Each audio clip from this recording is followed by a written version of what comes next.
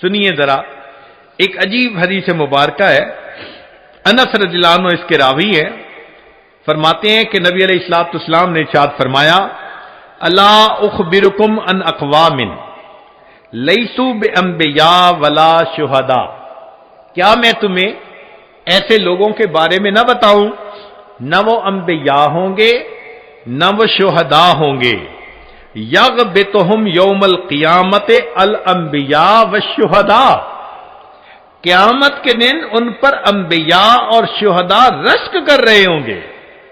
سبحان اللہ، کیا شان والے لوگ ہیں کہ وہ انبیاء نہیں، شہداء نہیں، مگر ان کو اللہ وہ مقام دیں گے، وہ اکرام عطا کریں گے کہ انبیاء اور شہداء ان کے اوپر رشک کریں گے بے منازلہم من اللہ عز وجل علی منابر من نور، نور کے ممبروں پر ہوگے، یکونون علیہا، قالوا ومن ہم، صحابہ نے پوچھا اے اللہ کے نبی صلی اللہ علیہ وسلم وہ کون ہوں گے؟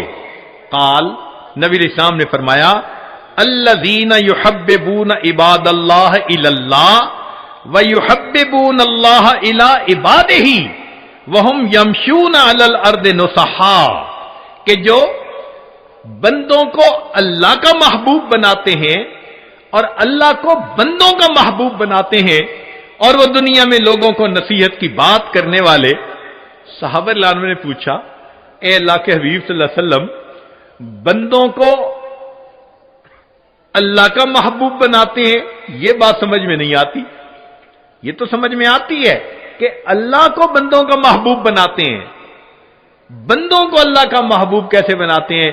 نبی علیہ السلام نے فرمایا کہ وہ لوگوں کو نصیحت کرتے ہیں، گناہوں سے روکتے ہیں، یأمرونہم بحب اللہ وینہونہم یعنی اما کرہ اللہ فاذا اطاعوہم احبہم اللہ۔ تو جب بندے گناہ چھوڑ دیتے ہیں اور اللہ کی فرما برداری کرتے ہیں، وہ اللہ کے محبوب بن جایا کرتے ہیں۔ اب سوچئے کہ نبی علیہ الصلوۃ والسلام نے جن لوگوں کے بارے میں یہ بتلایا وہ آج امت میں ہمیں اپنی آنکھوں سے نظر آ سکتے ہیں۔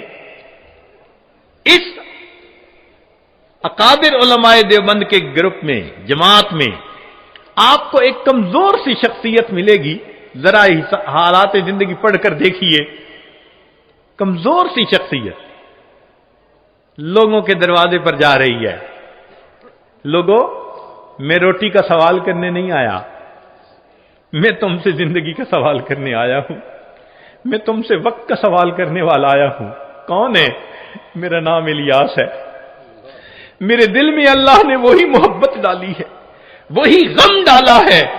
میں سلام کرتا ہوں اس جماعت کی عظمت کو کہ جنہوں نے نبی علیہ السلام کے غم کو اپنا غم بنایا۔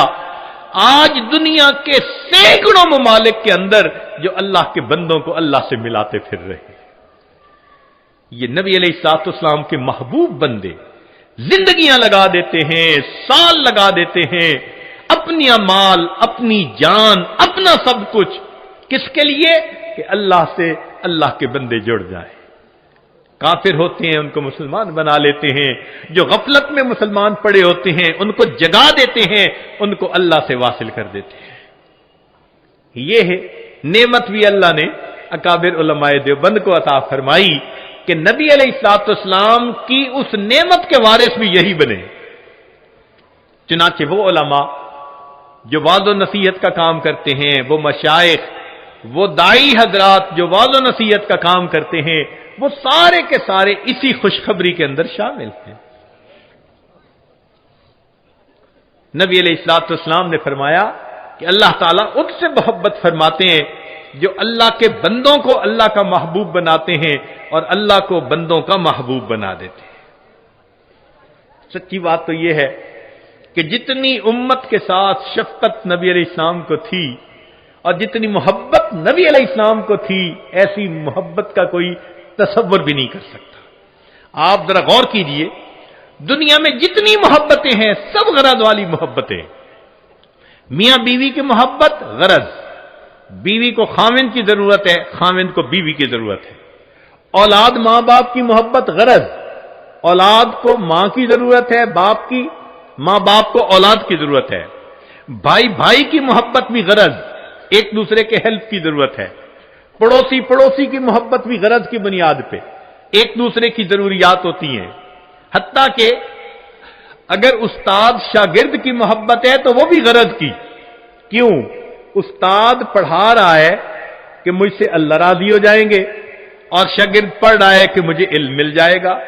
حتیٰ کہ پیر مرید کی محبت بھی غرض کی محبت، کہ مرید کے دل میں میری تربیت ہوگی اور پیر کے دل میں کہ اللہ راضی ہو جائیں گے۔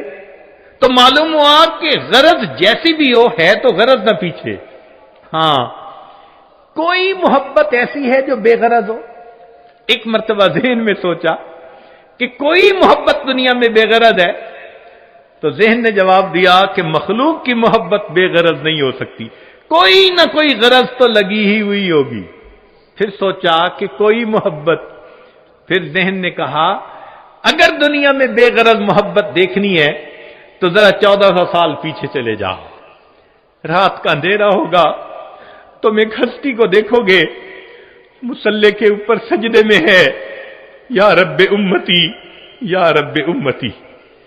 کیا اس ہستی کو اپنے درجات کے بڑھنے کا تھا تما؟ نہیں، ان کو پہلے اللہ نے فرما دیا تھا لِيَغْفِرَ لَكَ اللَّهُ مَا تَقَدَّمَ مِن ذَنبِكَ وَمَا تَأَخَّرَ۔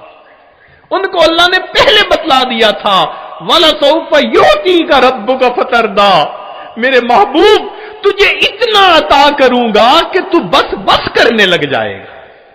پھر وہ ہستی کیوں رو رہی ہے؟ اتنا لمبا سجدہ کہ بیوی اٹھ کے پاؤں ہلا کے دیکھتی ہے کہ ابھی زندگی تو ہے یا نہیں، یہ کیوں رو رہے ہیں؟ یہ امت کے اوپر شفقت کی وجہ سے رو رہے ہیں۔ نبی علیہ الصلوۃ والسلام کو امت کے ساتھ ایسی محبت، اس لیے قیامت کے دن انبیاء بھی نفسا نفسی پکارتے ہوں گے، ایک اللہ کے حبیب ہوں گے جو اس دن بھی امتی امتی فرما رہے ہیں۔ اللہ کے حبیب صلی اللہ علیہ وسلم کو اس قدر امت کے ساتھ شفقت و محبت تھی۔